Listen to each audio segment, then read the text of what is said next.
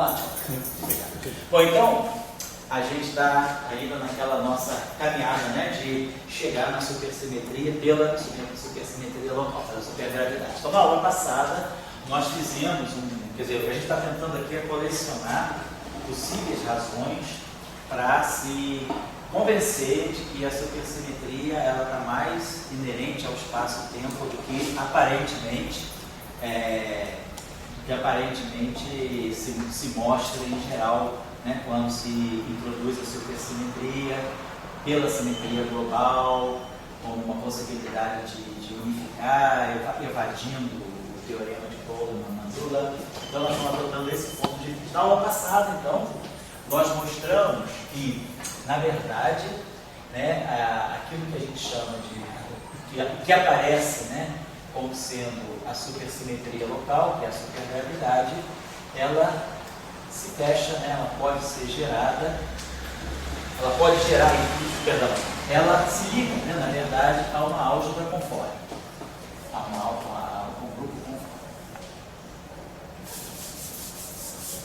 Então, nós mostramos que nós podemos obter, né, os vetores de Killing do grupo conforme, trabalhando com espinores de Majorana, que satisfazem também a uma certa equação. Então, se a gente tiver espinores de Majorana que satisfazem essa condição, né, dmi mais dmi menos um meio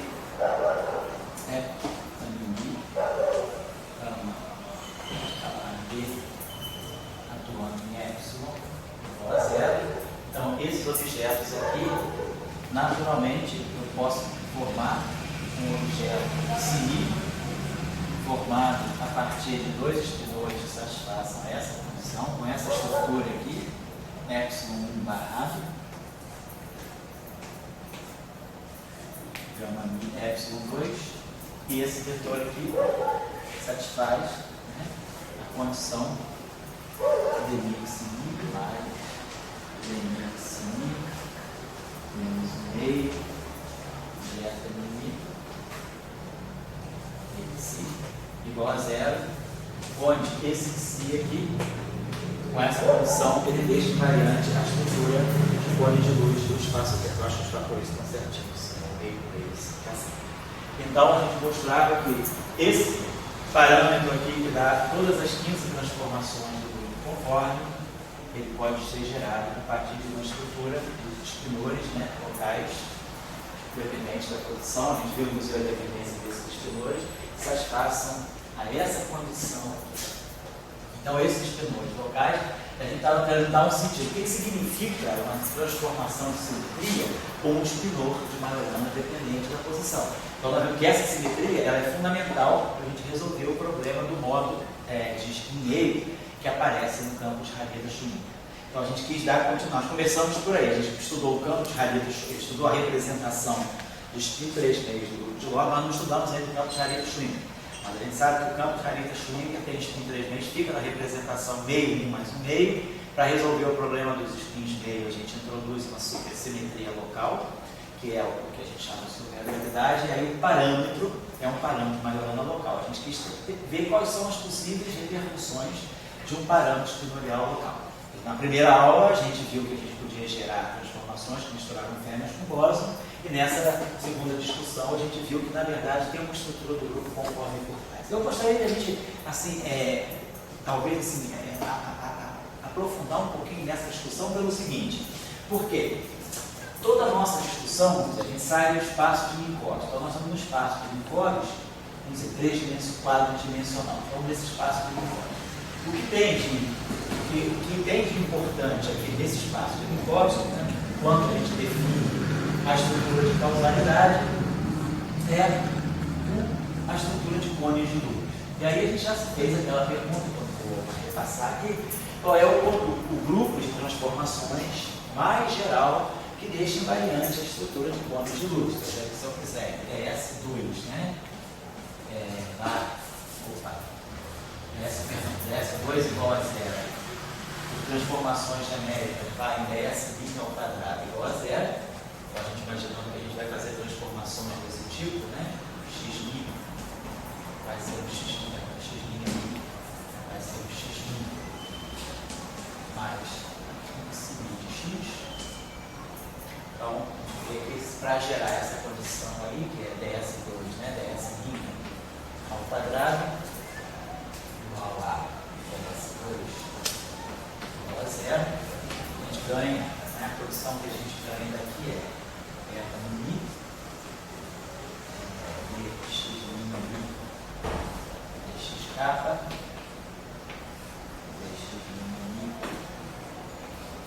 dx lambda igual a zero. Então, dessa condição aqui, a gente tira aquela condição. Depois, se tem que satisfazer aquela condição para não alterar a estrutura de cones de luz. E aí a gente vê que a solução geral daquele XI, como nós vimos na primeira aula, é gerar translações, transformações de Lorentz, dilatação e os bustos conforme. Então a gente gera todo o grupo conforme. Então, a estrutura de Minkowski é mais estendida, além do grupo de Poincaré, é o que é o grupo conforme para nós. Esse grupo conforme para nós, então, sendo um grupo de 15 parâmetros, né?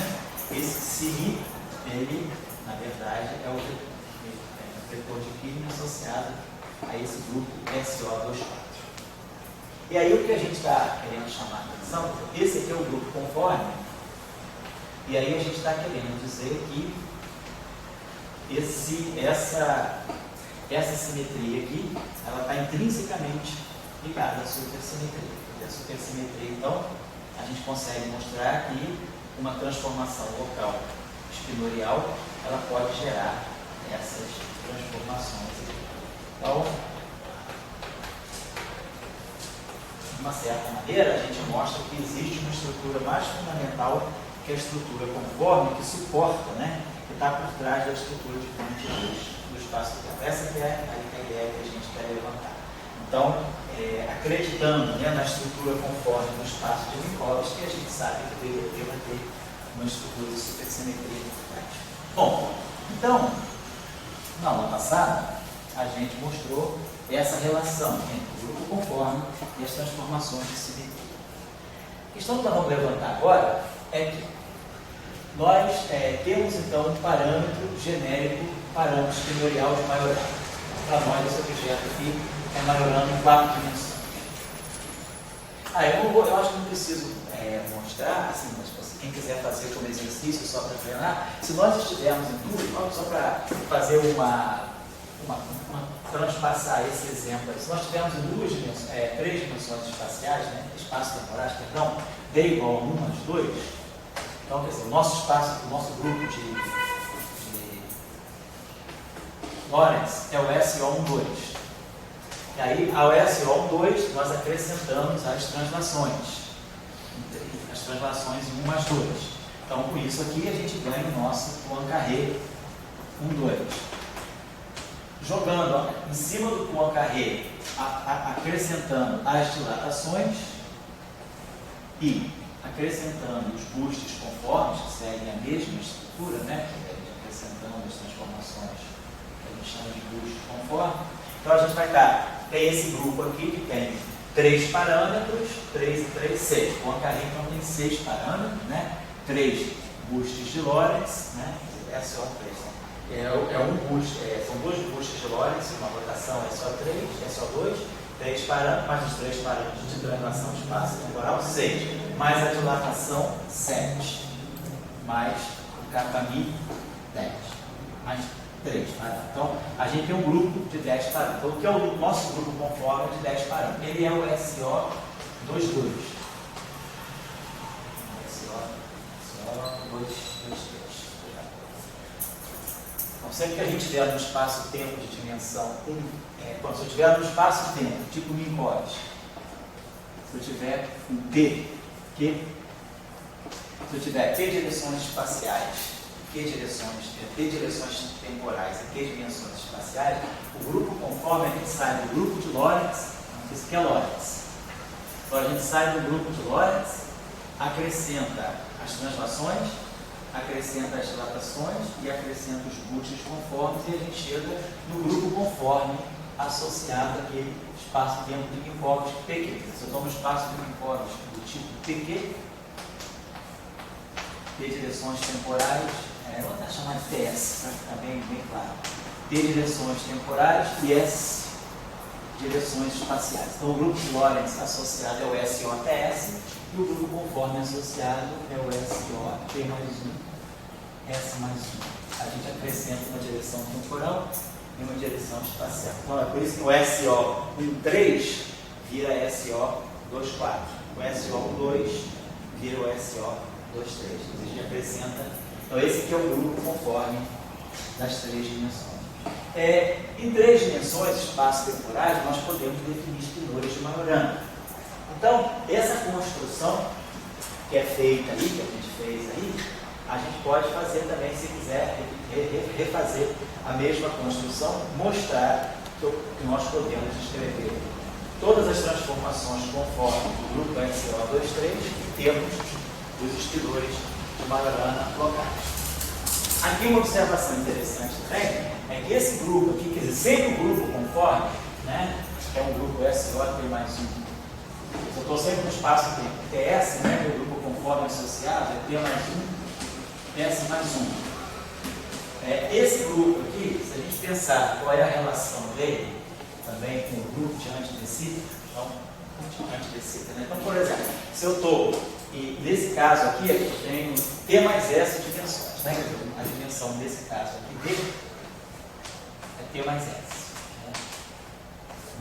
Então, por exemplo, SO23, ele eu estaria pensando no espaço-tempo 5-dimensional, né? Mas aí se ele põe uma condição tipo hiperboloide no espaço-tempo 5-dimensional, eu ganho uma estrutura quadridimensional. Quer dizer, esse grupo que tem essa estrutura, assim, uma dimensão temporal a mais, isso aqui é o SO13, com uma dimensão temporal a mais, é o que me dá o antidecíclico. Então, esse objeto aqui, o SO23, é o antidecíclico quadridimensional.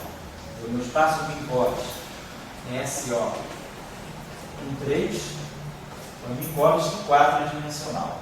Se eu acrescentar uma dimensão temporal a mais, isso aqui fica o SO23. Esse aqui é um grupo, né, que está em 5 dimensões, mas se eu imponho um vínculo especial em 5 dimensões, né, que é x0 ao quadrado, menos, porque eu tenho 5 dimensões com essa métrica aqui, menos x2 ao quadrado, menos x3 ao quadrado, mais x4 ao quadrado, igual a 1 a 2, por exemplo. Né?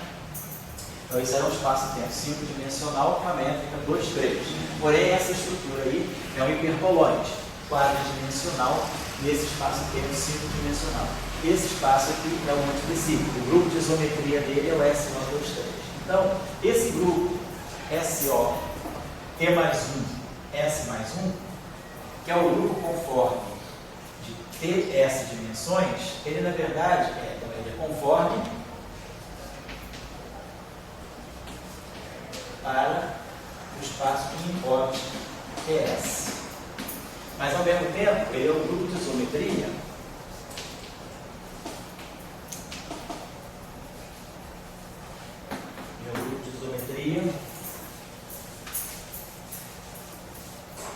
do antidecíclico, antidecíclico, T mais S, mais uma dimensões. É só, para o antidecíclico, eu simplesmente coloco uma dimensão a mais. T mais 1, né? Se eu estou em SO13, eu jogo mais uma, então fica. Então, se eu estou em SO, por exemplo, estou em 4 dimensões de Minkowski, né? Isso aqui é 1, 3, né? Então, o meu grupo conforme é o SO24. O antidecíclico, isso aqui é SO13, o antidecíclico é SO25. Então, é 2, T mais S mais 1. Eu acrescento uma dimensão temporal a mais e mantenho as dimensões espaciais. Então, vamos ver se isso é verdade. Se eu fizer T igual a 1 e S igual a 2, né? SO2, 3, T igual a 1, S igual a 2, então aqui eu quero 3, 4, tá certo? O antidecido é 4 dimensional. Então a gente vê que o que é conforme é também grupo de isometria de um antidecider. Então isso aqui que é conforme, em qualquer dimensão T mais S maior do que 2, o grupo conforme ele só é singular em duas dimensões. De 3 dimensões para cima, sempre que a gente tiver dimensão T mais S maior do que 2, maior ou igual a 3, vamos colocar. Então o grupo conforme é sempre SO, T mais 1, S mais 1. A gente acrescenta uma dimensão temporal, uma dimensão espacial, e a gente chega ao grupo conforme. Claro, se a gente contar o número de geradores, a gente vai ver que dá igual. E isso tem uma razão de ser, que é se introduz, se vê que em duas dimensões a mais, se consegue introduzir uma estrutura baseada numa métrica de um cone, tem uma construção lá complicada que mostra que a gente consegue realizar as transformações conformes de TS dimensões como sendo transformações de Lorentz em T mais 1, S mais 1 dimensões. Agora, se eu tiver T mais S igual a 2, se nós tivermos um espaço em termos de duas dimensões, né? T mais S igual a 2, pode ser o SO com 1, ou pode ser o SO2. No caso do SO com 1, a gente pensaria que o grupo conforme seria o SO2, 2. E no caso do SO2, né, em que T é 0, eu pensaria que seria SO1, 3. Naturalmente, se eu pegar, por exemplo, um espaço euclidiano n-dimensional, SON, ele só tem direção espacial, não tem direção temporal. Então, o grupo conforme dele vai ser sempre SO1, n mais 1. O que é conforme para n dimensões euclidianas é tipo Lorentz para n mais 2 dimensões, nesse tipo assim. Então, porém, isso aqui já não é verdade, porque em duas dimensões, na verdade, o grupo conforme ele é infinitamente dimensional, ele tem dimensões infinitas, ele não é um grupo com um número infinito de parâmetros. Em todas as dimensões maiores ou igual a 3, o grupo conforme tem esse número a dimensão dele é T, né? T mais 1, T mais S mais 2, vezes T mais S menos mais 1 sobre 2 dimensões. O número de parâmetros desse grupo é sempre isso aqui, é N, né? N é o número total, N menos 1 sobre 2. Então, mas em duas dimensões, o grupo conforme é infinitamente dimensional pelo seguinte: se nós pegarmos o elemento de linha, vamos pegar o caso euclidiano DS2, né? Que é dx2 mais dy2, a gente pode escrever esse espaço em coordenadas, ou então se quiser passar também por cone de luz, eu posso escrever esse espaço em coordenadas complexas. X mais y igual a z, x menos y igual a z estar. Passando das coordenadas cartesianas x e y para as coordenadas complexas z e z estar, esse elemento de linha, menos um fator quarto, ele se escreve desse modo, dz, dz estar. Então, se eu fizer qualquer transformação, dizer que faz z', dz. Então isso aqui vai me dar dz', dz, dz. Então qualquer transformação z' dz, ou seja, transformações holomórficas, deixam esse elemento aqui, esse invariante. Deixa dz estar igual a zero, a estrutura, né? Vamos fazer aqui, deixa eu olhar aqui no invariante. Se eu quiser fazer qualquer transformação desse tipo aqui, deixa a métrica invariante. Eu quero então dz', dz' estar. Se eu fizer transformações, como essas transformações aqui dependem de z e z estar, se eu fizer z' igual a um f de c, isso. Então, a gente mostra que a gente mostra que as funções f que satisfazem essa condição, deixando essa métrica invariante, são as funções que satisfazem as condições de analiticidade, são as funções holomórficas. Então, esse grupo conforme em duas dimensões em particular, ele é sempre de dimensão infinita. Então, esse resultado só não vale para duas dimensões. Então, se alguém quiser fazer o exercício, pensa no espaço-tempo de Minkowski aqui, 1, 2, constrói uma carreira de dilatações buchas conformes, né? Então chega ao grupo conforme SO2, 3. E como a gente tem espinores de Majorana em 3 dimensões, eu acho que dá para fazer a mesma construção. Nós vamos mostrar aqui os parâmetros desse grupo aqui, que é o SO22, né? O grupo conforme aqui é o SO22, que é SO1, então o conforme é 2, 2, 3. Esse aqui é o grupo conforme aqui. Bota um tempo aqui, bota uma dimensão espacial aqui. É o SO23, tem 10 parâmetros, então a gente mostra que esses 10 parâmetros aqui estão acomodados aqui nessas transformações conformes, e a gente pode gerar esses parâmetros a partir de espinores de Majorana em 3 dimensões. Fazer o mesmo exercício. Então, o mesmo exercício valeria para qualquer dimensão maior ou igual a 3, desde que a gente possa definir espinores de Majorana. Nem em todo espaço a gente pode definir Majorana, mas pode impor alguma condição de realidade tipo Majorana. Então eu queria chamar a atenção para isso, só para essa conexão que é interessante, porque ela vai mostrar para nós que sempre o que é o grupo conforme de uma dimensão, é esse objeto aqui, esse grupo que é conforme,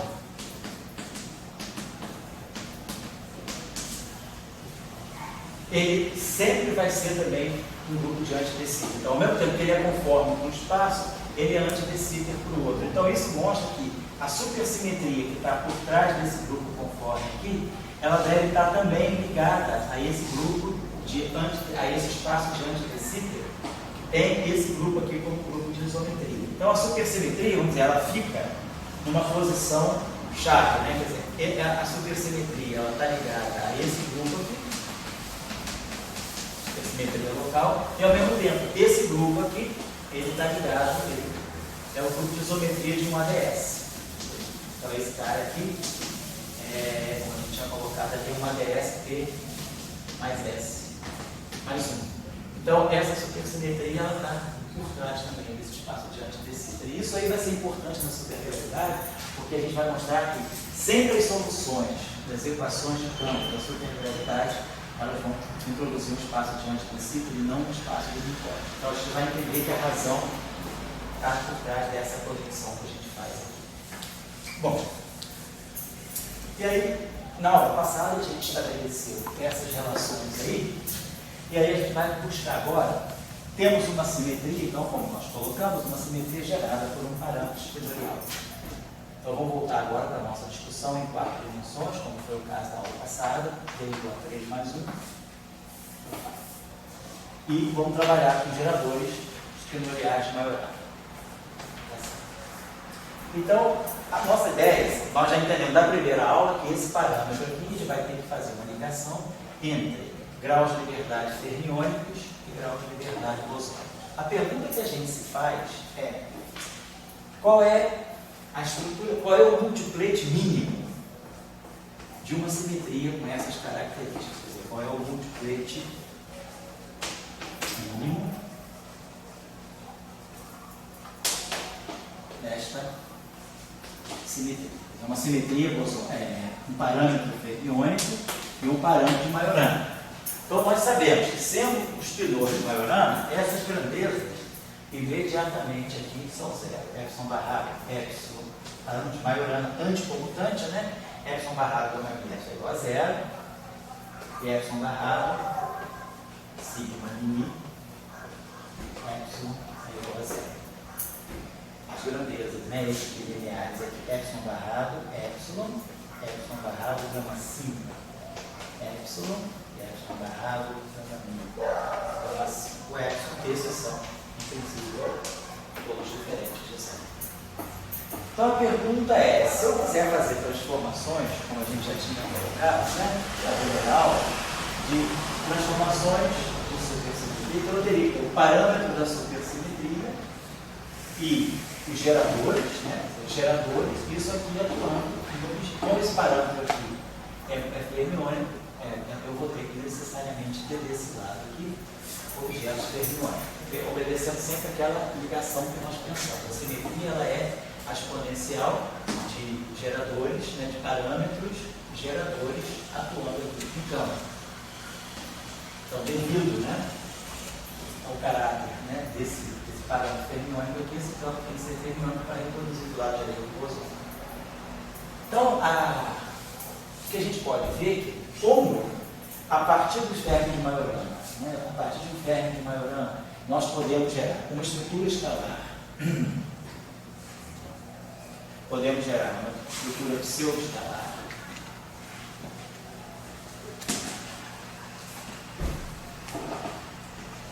e o próprio ferro, como eu tenho escalar, a partir de ferro eu posso gerar escalar e pseudo-escalar. Como eu tenho escalares e pseudo-escalares, eu tenho, naturalmente, eu devo ter que ter algum tipo de ferro.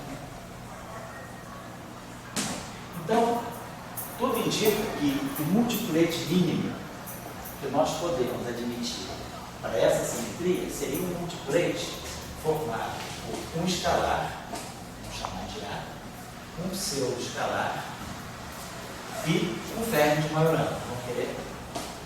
A situação mais simples é pegar poderia ser um ferro de Dirac também.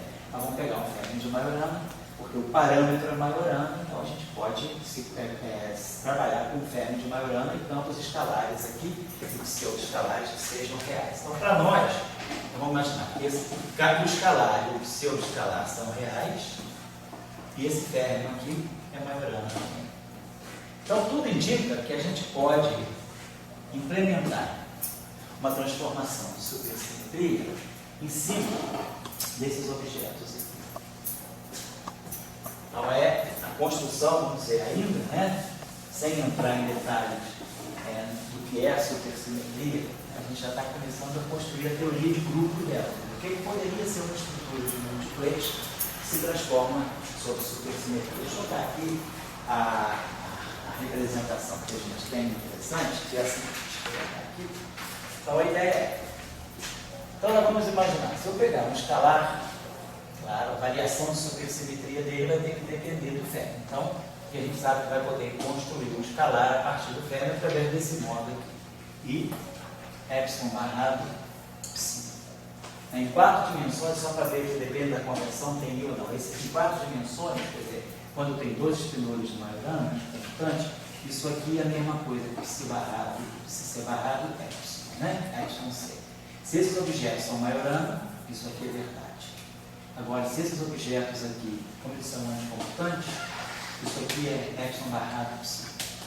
Então, essa grandeza aqui por si já é real. Eu preciso colocar esse i aqui. Se eu pegar agora a grandeza B, que é pseudo-escalar, eu posso construir um pseudo-escalar a partir desses 2 espinores aqui, dessa epsilon barrado, gama 5, psi. Esse objeto aqui,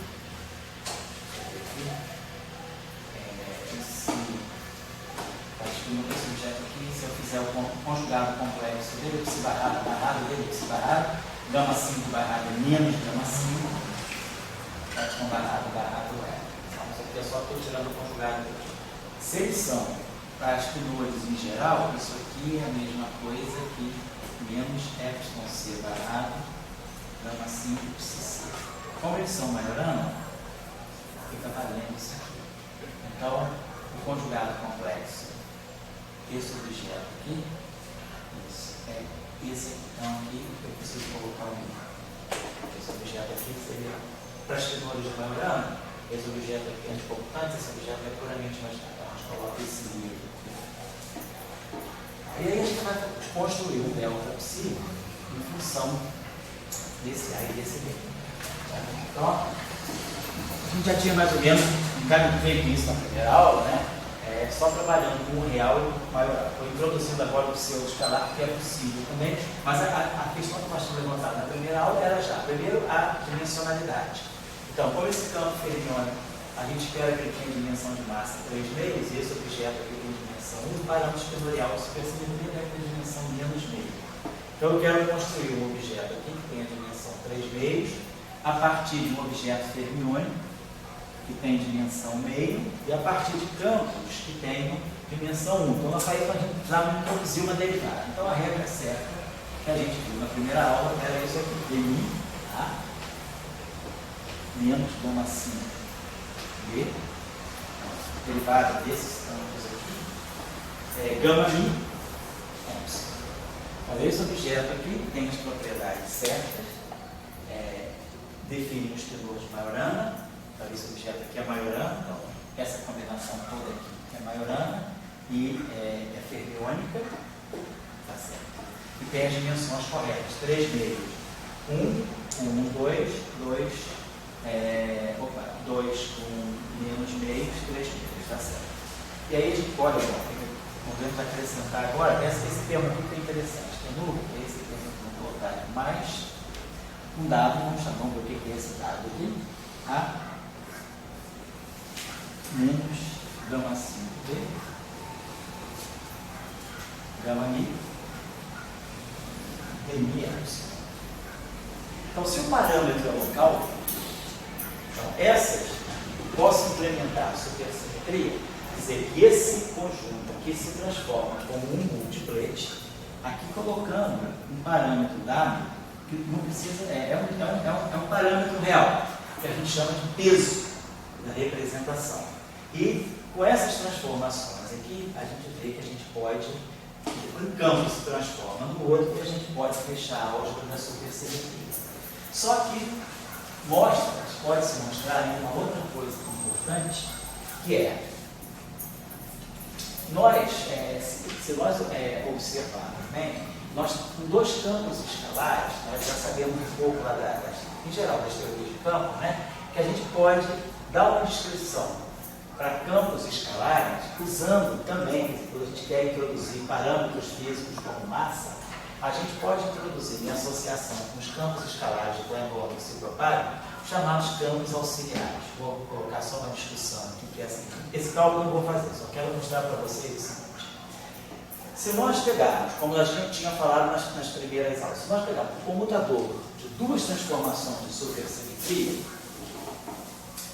nós pegarmos uma supersimetria 1, uma supersimetria 2, atuando em cima de um certo campo, nós vimos na primeira aula que isso aqui deveria dar uma translação atuando no campo. Então, na primeira aula a gente viu isso, uma supersimetria global. Então, a gente pegou um exemplo assim, bastante simples do campo escalar e vimos que 2 transformações consecutivas de supersimetria geravam uma translação, que era o que ligou, então, a simetria associada às translações locais com as supersimetrias locais, dando motivação para aquilo que a gente chamar de supergravidade e supersimetria local. Nesse caso, se vocês observarem bem, eu tenho um campo fermiônico. Se nós vamos fazer, e nós colocamos aqui essa transformação local, nós estamos deixando o parâmetro agora ser realmente local, não precisa ser necessariamente global. Então, estamos deixando esse parâmetro local. Se nós formos fazer esse exercício, Δ1, Δ2, atuando no campo psíquico, devido ao fato agora das transformações de supersimetria serem locais, como a gente tinha falado na aula passada, as transformações de supersimetria locais ali induzem as transformações conforme. Então, como a supersimetria sendo local agora, nós não vamos ter necessariamente aqui do lado de cá apenas uma translação. A gente deve ter uma transformação conforme atuando em cima do psi. Porque a gente viu que supersimetrias locais elas podem se fechar numa álgebra conforme, que é mais geral do que a translação, que é Poincare. Na verdade, pode produzir geradores novos, geradores extras. Então, esse resultado aqui, em que 2 transformações de supersimetria podem ser locais, então deixando esse épsilon genérico, desde que ele satisfaça essa condição. A única condição que nós estamos impondo no épsilon é que ele satisfaça a essa condição aqui.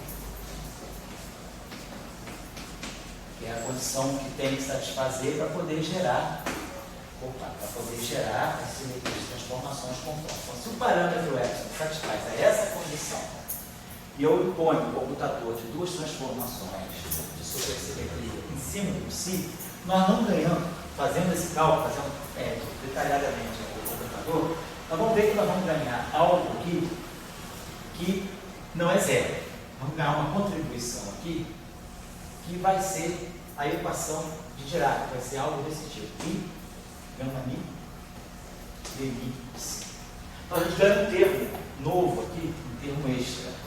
Então esse termo aqui, ele só vai ser zero se esse objeto aqui satisfizer a própria equação de movimento dele livre, enquanto ele é um campo livre sem massa.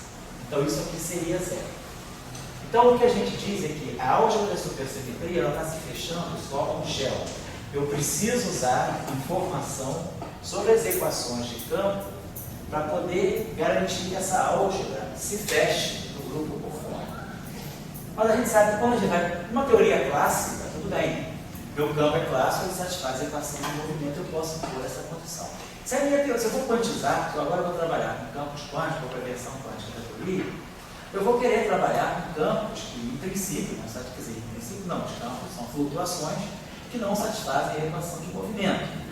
Então, não é muito bom a gente trabalhar, impor que todos os campos satisfaçam as suas equações de movimento. Eu preciso sair dessa versão shell e ir para aquilo que nós chamamos de uma versão off-shell. Então, o que significa a versão off-shell? A versão off-shell significa que os meus campos, eles flutuam, são flutuações quânticas que não obedecem a nenhuma equação de movimento clássica. Então, eu preciso deixar meus campos soltos, né, sem vínculo de equação de movimento. Para que isso aqui aconteça, então a gente remete ao trabalho lá do verso mino, o trabalho original do verso mino, eles mostram que é preciso acrescentar aqueles dois campos escalares um outro par de um escalar e de um pseudo-escalar. Então, o trabalho, eu vou dar a referência para vocês, né, o trabalho lá do verso mino,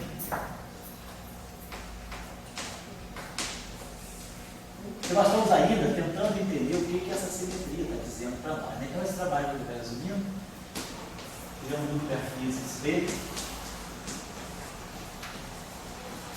Eu acho que é março de 73.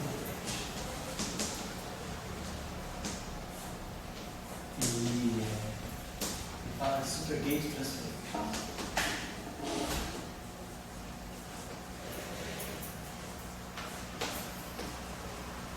Então, esse trabalho aqui, eles mostram que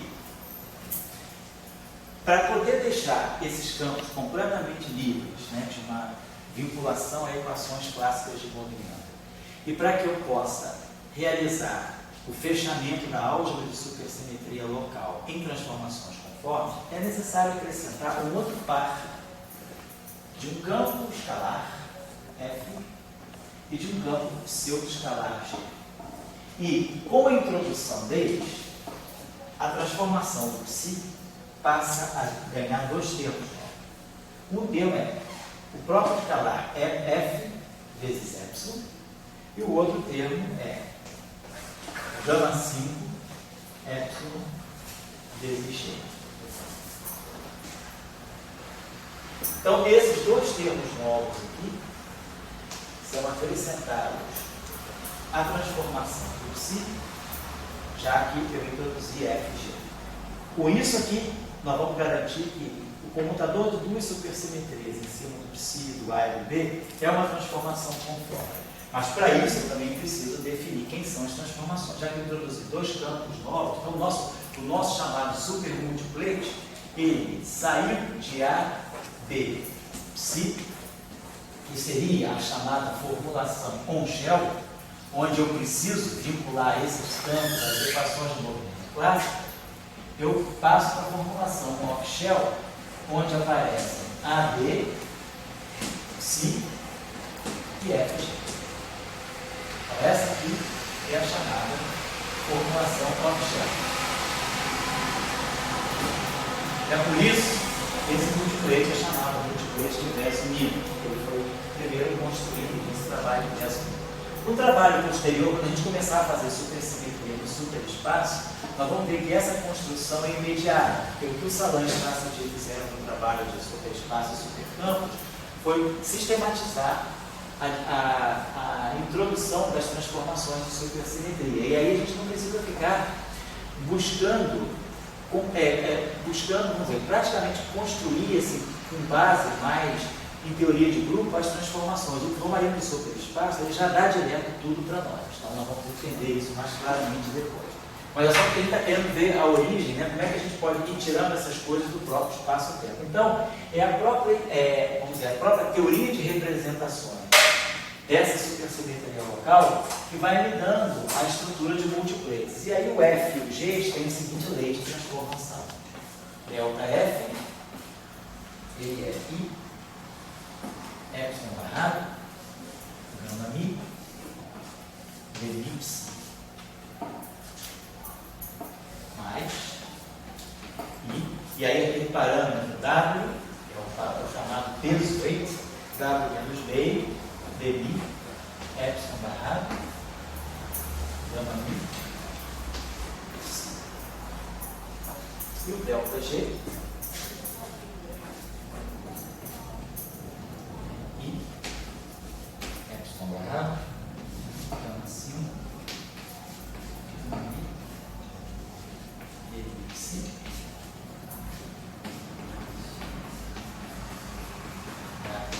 meio,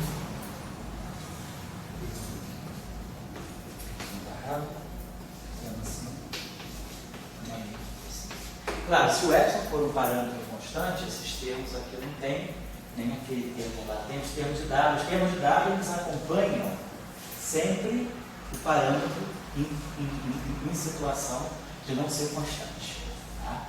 Então, aqui pode ser que tenha algumas discrepâncias de I, porque na convenção que nós usamos aqui, não é exatamente a mesma convenção do verso mínimo. Eu tirei esse resultado aqui do trabalho original do verso mínimo, mas aí é fácil a gente recompor se tem esse I ou não. É só lembrar que essa expressão aqui, que isso aqui tem que ser no final do dia, uma expressão escalar real. Que ela é escalar, ela tem só que ser real. Para ela ser real, basicamente o que a gente tem que fazer é tirar o complexo, ver se ela é real, tirar o complexo conjugado dela. Então, elipse barrado, gama mi barrado é gama mi, epsilon. Esse cara é maiorana. Esse cara é maiorana. Essa expressão, mesmo que ele não for, é maiorana, mas pode ser escrito, vai dar isso aqui, vai dar menos epsilon barrado, gama mi, elipse. Então essa expressão aqui, ela é puramente imaginária. Então realmente o I não faz sentido. Talvez aqui eu preciso colocar esse.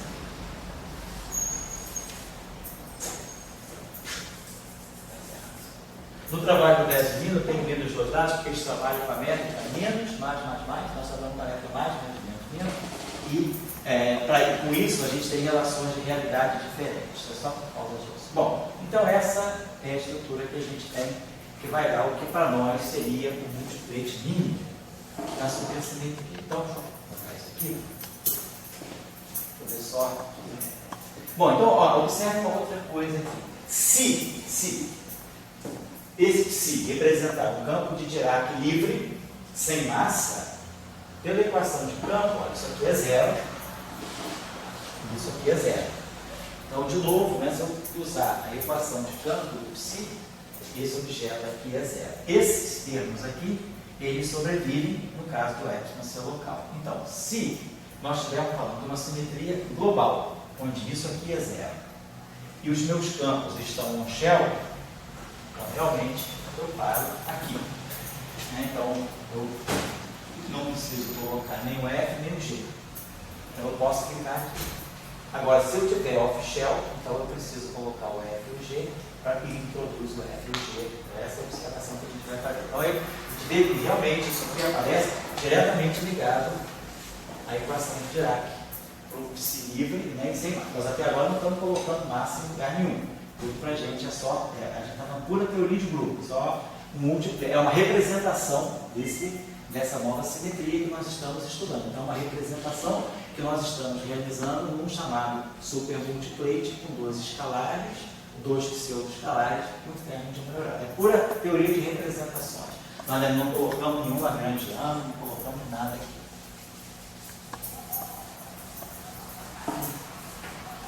Então, se nós quisermos pensar, então, se eu tenho esse supermultiplate aí, tenho esse A, B, psi, F, G, a pergunta é, será que nós poderíamos, pelo menos em termos de campo livre, fazer uma representação lagrangiana para esse sistema de campos aqui, ou seja, eu conseguiria realizar a minha supersimetria através de um conjunto de um lagrangiano com um conjunto de termos cinéticos, de tal maneira que esse lagrangiano, que a ação tenha supersimetria. Então, no trabalho de Vesulino original, eles também fazem isso. Eles mostram que com esses campos aqui, a gente pode introduzir o Klein-Bor no nível, né, do A, o Klein-Bor no nível B, o termo de tipo de ação de Dirac com espinor de Majorana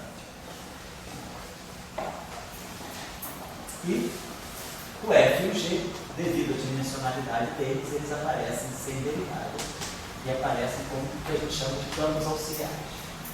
Então, com essa Vesulino, nesse trabalho deles original, eles mostram que a variação desse lagrangiano sobre transformações de supersimetria não é zero, mas é uma quadra derivada. E é algo desse tipo, é um epsilon alfa demi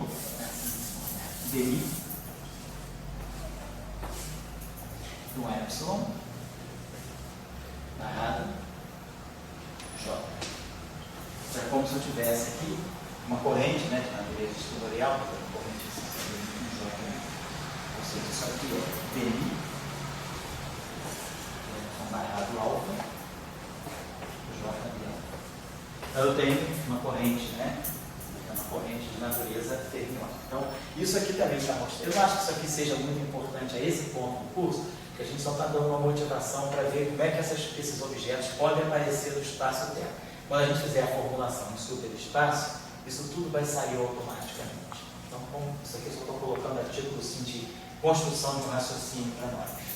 Então, o que nós estamos entendendo é que, a partir da estrutura do espaço-tempo, tudo começou com um campo de spin 3 meios, tudo começou com um campo de Heidel-Schrödinger, nós estamos, através do campo de Heidel-Schrödinger, começando a compreender que, para eliminar o spin meio dele, eu tenho que trazer uma simetria com essas características particulares, e essa simetria ela entra pelo grupo conforme, e ela dirige uma representação em termos de um multiplete que poderá vir futuramente a descrever campos de matéria. Nós vamos ver que depois nós vamos trazer termos de massa, vamos introduzir um modelo de matéria a partir desses campos aqui. Então eu fecharia mais ou menos aqui essa primeira motivação para a gente poder pensar que a supersimetria é uma simetria que ela é intrinsecamente espaço-temporal. A gente fez toda a construção dela sem partir de que a gente está fazendo a graduação de uma álgebra de Lie, que está fazendo a graduação do grupo de Poincaré. A gente simplesmente está resolvendo o problema do spin 3 meios no espaço unipótico. A gente colocou dessa questão, dessa maneira. Então agora vamos começar a ver. Na primeira aula, na primeira e na segunda aula, a gente mostrou que o problema do campo de spin 3 meios, ele trazia, devido ao fechamento da álgebra, ele trazia o setor de gravitação. Trazia, então, o spin 2, porque a álgebra de supersimetria se fechava com as transformações locais, elas são associadas a transformações gerais de coordenadas, que são a simetria natural do spin 2, né, do campo de Pauli-Jordan, de Paul-Fiertz, sem massa. Então a gente associou a esse campo de spin 3 meios, né, o setor de o que a gente chama de Firmai ou de métrica, na verdade, a métrica Gemini, que é o setor de gravitação.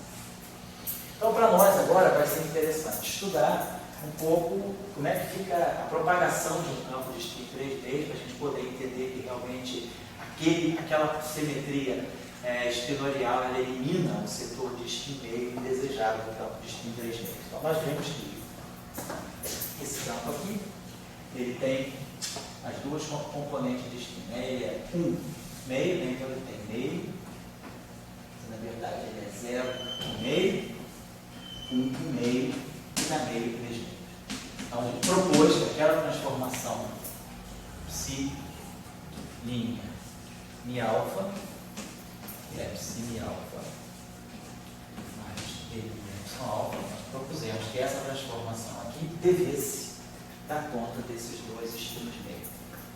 Mas a gente sabe que uma transformação de Gauge, já no caso de Maxwell, a gente sabe que uma transformação de Gauge, ela elimina, né, todos os spins escuros se a gente combinar a transformação de Gauge com uma possível equação de movimento para o campo. Né? Só para lembrar aqui rapidamente, a gente vai seguir os mesmos passos. Né? No caso de Maxwell, a gente tem essa situação aqui. A gente tem dmi de f mini igual a zero.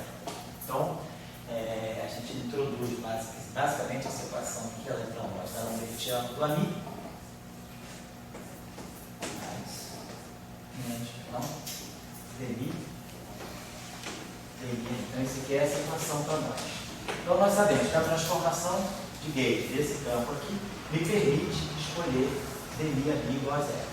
Então, por uma escolha de Gauge, eu marco dmi ami. Eu estou marcando a parte longitudinal desse campo aqui. E aí eu ganho essa equação aqui, lambertiano de ami igual a zero. No princípio, eu tenho os quatro componentes satisfazendo a equação de Klein-Bordner. Em seguida, nós sabemos que nós então, podemos fazer uma transformação. Então, essa equação aqui, ela se desdobra em duas equações aqui. Eu tenho da lambertiano, da parte temporal igual a zero, e o da lambertiano, da parte espacial igual a zero. Então, essa transformação, já vi, nisso aqui, eu já cheguei a essa condição aqui. De 0 a 0. De 0 a 0 mais, menos a divergência de A igual a 0. Então, nós sabemos que a gente mantém essa condição fazendo uma outra transformação de Gauge, que é uma chamada transformação. Estou botando aqui, mas vamos pegar isso aqui, a linha mi igual a mi, né? Beta. Se a gente pegar esse objeto aqui com da lambertiano nulo, então eu tenho que dmi é a divergência desse lado, igual a divergência desse lado, mais o da lambertiano disso. Se essa função é uma função harmônica de da lambertiano nulo, eu tenho que dmi igual a zero fica invariante. Então, essa escolha de Gauge, ela é invariante por essa simetria residual, desde que essa função aqui tenha da lambertiano zero. Então, se ela tem da lambertiano zero, isso significa que, vamos esquecer o celular, né? dt2 menos laplaciano de beta é igual a zero.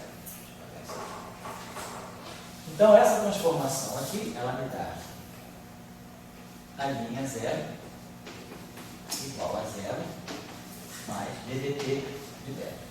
Se eu tirar a derivada temporal dessa equação, a derivada temporal, eu produzo um d2 dt2. Mas d2 dt2, por essa função ser harmônica, é o laplaciano de beta.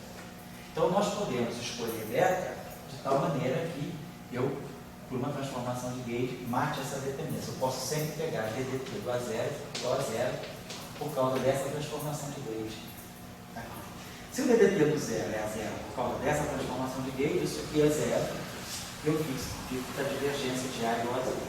Então, se a divergência de A é igual a zero, tá, então fiquei com isso aqui. Mas agora, essa equação aqui, ela nos dá d2 dt2 do a zero. Então, isso aqui é zero. Então, vai me dar Laplaciano do a zero igual a zero. Então, se o Laplaciano do a zero é zero, eu estou supondo que o campo é livre, necessariamente o a zero. Então, a gente, usando a equação de campo e a transformação de Gauge, a gente mata o a zero, mata a divergência do A. Porque continua, claro, satisfazendo sempre essa condição aqui. E aí a gente mostra que o A0 é zero, divergência do A é igual a zero, sobra as duas componentes transversas do A. Então a gente precisa combinar a transformação de Gauge com as equações de movimento. Então, para isso, né, quando Hariri-Schwinger propõe a equação de Hariri-Schwinger, eles têm que propor uma equação de campo que, em conexão com essa simetria aqui, ela mate os dois estilos meios do campo de Hariri-Schwinger. Então, a proposta deles era colocar a proposta da ação, né, do Lagrangiano de Hariri-Schwinger é algo desse tipo aqui. O campo psi, vamos vai ser o índice escritorial, certo? Vai ficar assim, psi barra gama mi kappa, vamos botar dele, o que é isso aqui? Dmi psi. Então, isso aqui é a combinação completamente antissimétrica do produto, né, de 3 matrizes gama. Então, isso aqui para nós, esse gama mi kappa é um sexto de gama mi kappa, mais as permutações pares funcional, mais as permutações, vamos dar 6 termos aqui, mini kappa, mais mi kappa mi, mais kappa mi, menos mi kappa, menos mi kappa mi, menos kappa mi. Então é esse objeto aqui. A gente sabe que em 3 dimensões também, 4 dimensões, perdão, esse objeto pode ser escrito como I, epsilon, mi kappa, lambda, gama lambda, gama sim.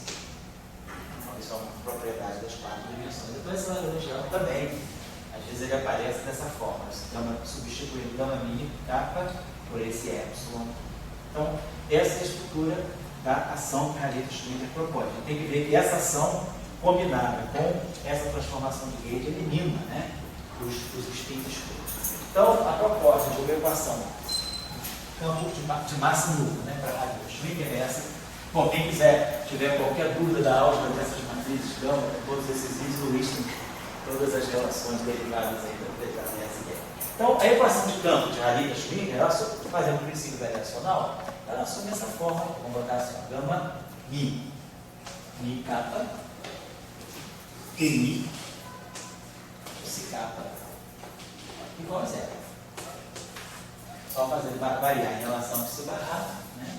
Ou variar em relação a psi e passar a fazer a derivada, integração por parte, vai dar essa equação de campo aqui. Isso aqui claramente fica claro que essa equação é invariante por aquela transformação, devido ao fato disso aqui ser antissimétrico. Essa combinação aqui, ela vai, se eu fizer uma transformação de Gauge lá, isso aqui vai ficar psi kappa linha mais psi kappa epsilon alfa mi. E o outro termo vai ficar d kappa, quer dizer, isso aqui é antissimétrico. Então isso aqui, essa equação aqui é equivalente a isso aqui. A menos de um fator meio, posso antissimetrizar isso aqui em kappa, então essa equação assume essa forma também. Dmi psi kappa menos d kappa psi igual a zero. Claro que a gente está dizendo isso no sentido estrutural. Claro que essa equação é gama, essa matriz toda aqui, que é no fundo é um gama lambda, epsilon, né? Gama lambda, gama sim, mas é uma matriz de Dirac, ela é alfa beta, e aí é claro que eu tenho dmi psi kappa índice beta menos d kappa psi índice beta igual a zero. Então aparece aqui, ó, algo que é o tipo de tensor de intensidade de campo, é o F mini, né, do campo de Maxwell.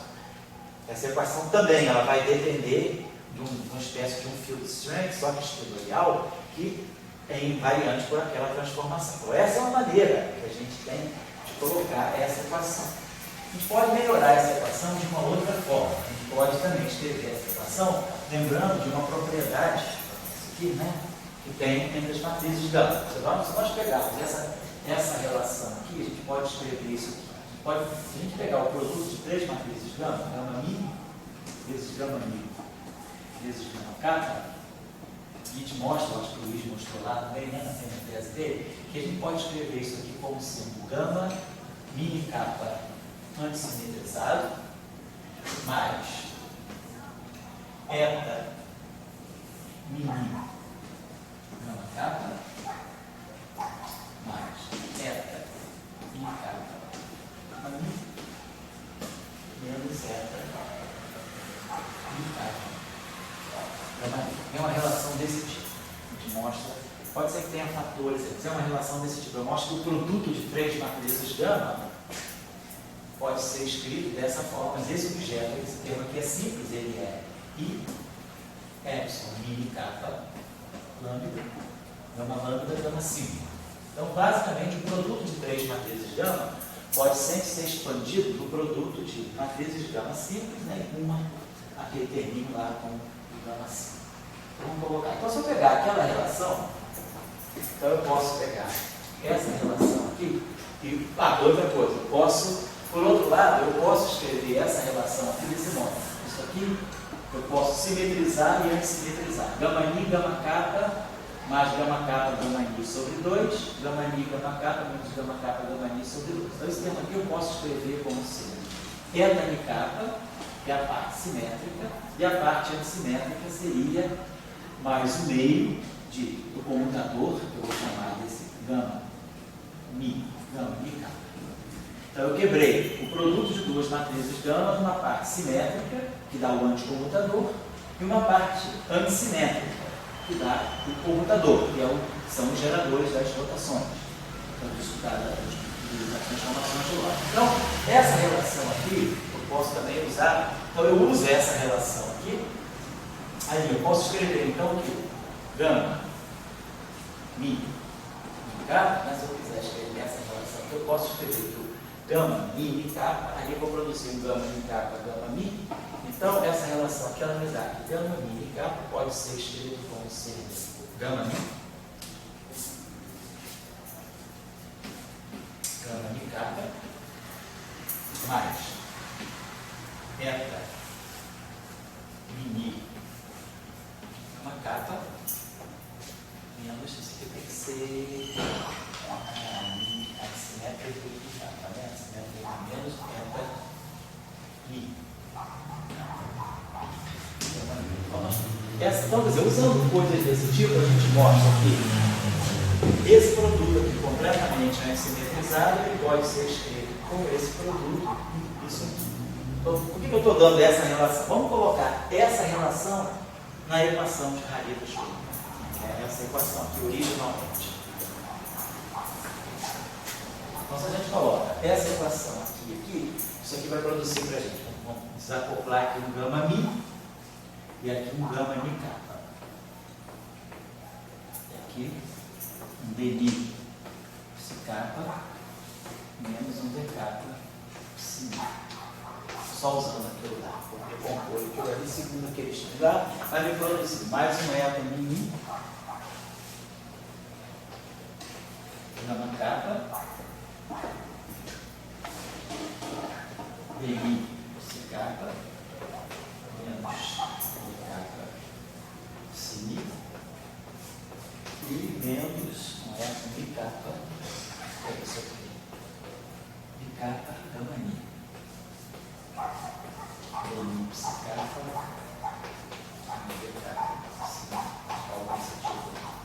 e aí agora, como esse gama mi aqui está livre, nós podemos contrair essa equação aqui com gama mi embaixo, para poder formar um gama mi e gama mi. Aí aquele primeiro termo lá produz um gama mi e gama kappa, tá? Esse termo aqui vai produzir um gama mi e gama kappa, esse termo aqui vai produzir um gama kappa e gama ni. Isso. Então, juntando toda essa equação, o conteúdo dessa equação acaba sendo esse aqui. Fazendo essas operações, usando essa regrinha, essa expressão auxiliar e contraindo toda aquela expressão com gama mi, a gente acaba mostrando que a equação de Hariri-Schmidt, desde daquela matriz com 3 índices, ela pode se reduzir a essa equação, a essa forma também. Dni psi ni menos dni psi ni igual a zero. É uma outra forma, né, decorrente da forma original. Tá? Só usando essas relações de matriz gama. Se vocês precisarem, eu acho que você tem essas relações todas na tua tese do mestrado, não tem, gente? Tem. Essas relações todas nas matrizes gama, aqueles produtos todos, aquilo. Está na tese do mestrado? Nos apêndices? Você pode mandar para nós, então? Você manda para mim, que aí eu distribuo para toda a equipe, que eu tenho a lista de todo mundo. Você manda, que aí qualquer coisa que vocês precisam ficar deduzido dessas relações, então. Quem quiser treinar, tá? O Luiz explicou. Está no projeto, tá, Luiz? Você manda para a gente, por favor, então. São relações simples, né? Só algébrica, só perder tempo, comutando uma religião, passando uma pela outra e botando eta. Então, essa aqui é uma outra forma que nós apresentarmos a equação de Hariri-Schmidt, que mostra de novo, que evidencia o que a gente já sabia, que ela é invariante de gauge sobre aquela transformação de gauge, vamos dizer, supersimétrica, né? De parâmetro espinorial. Beleza. Aqui a gente pode fazer ainda a seguinte, podemos fazer aqui o seguinte truquezinho ainda.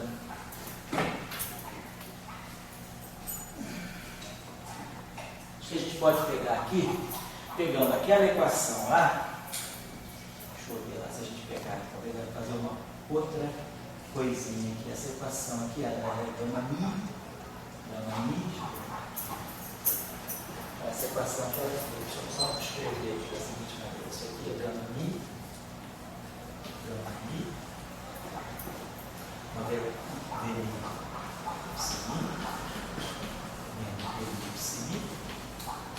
menos tem um fator meio lá, né? Menos gama mi, elipse mi, menos elipse mi. Estou só abrindo, né, o que é o gama mi. Esse termo aqui, né? Então esse termo aqui, gama mi. Eu posso fazer alguma coisa, eu poderia limpar. Então eu posso fazer uma outra, fazer uma outra coisa aqui. Naquele gama militar falar, se eu multiplicar aquela relação militar, se eu multiplicar, podemos fazer o seguinte, se eu multiplicar gama militar,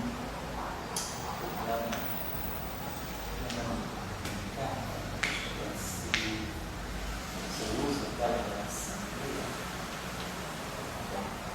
isso aqui. Você não vai me ajudar muito não, pessoal, porque você vai precisar tirar isso aqui. Fazer uma outra operaçãozinha aí, que vai ainda botar essa equação de uma forma um pouquinho mais simples ainda. Tá? Então, vamos olhar lá, vamos voltar para trás um pouquinho e ver aquele lá. Né? Se eu tiver essa relação aqui, ó, gama mi, vamos ver isso aqui, vezes gama mi. Então, se a gente usar aquela relação, isso aqui é gama mi, eu consigo expressar isso aqui desse modo, é gama mi, gama k,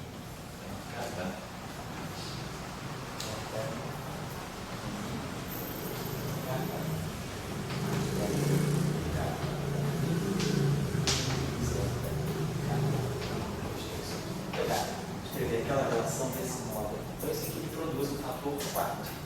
Então, isso aqui produz o 4, gama mi, gama k. Depois, essa equação aqui, isso aqui me produz um gama mi, gama k. Depois, essa aqui me produz um 4 mi, né? Essa identidade, obviamente, porque gama mi dá 4, então 4 é k, fez a matriz de identidade.